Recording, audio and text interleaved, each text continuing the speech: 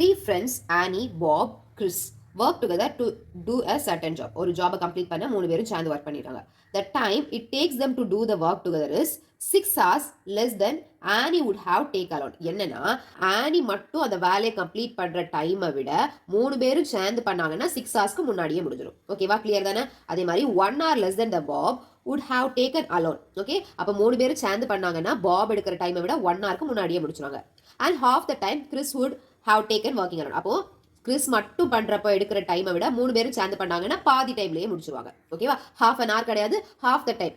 இப்போ 3 பேரும் சேர்ந்து ஒரு 4 ஹவர்ஸ்ல முடிக்காங்கன்னா கிறிஸ் மட்டும் பண்ணாருன்னா 8 ஹவர்ஸ் ஆகும், அந்த மாதிரி. ஓகேவா, how long did it take them to complete the job working together. அப்போ 3 பேரும் சேர்ந்து பண்ணாங்கன்னா எப்போ முடிப்பாங்க? ஓகே, எவ்வளவு நேரத்துல முடிப்பாங்கன்னு கேட்கறாங்க. சரி, இப்போ 3 பேரும் சேர்ந்து பண்றத நம்ம ஆனி, பாப், கிறிஸ் எல்லாரும் சேர்ந்து பண்றதை நம்ம எக்ஸ்னு வச்சுக்கலாம். ஓகேவா, எக்ஸ் ஹவர்ஸ்ல அந்த வேலையை முடிப்பாங்க.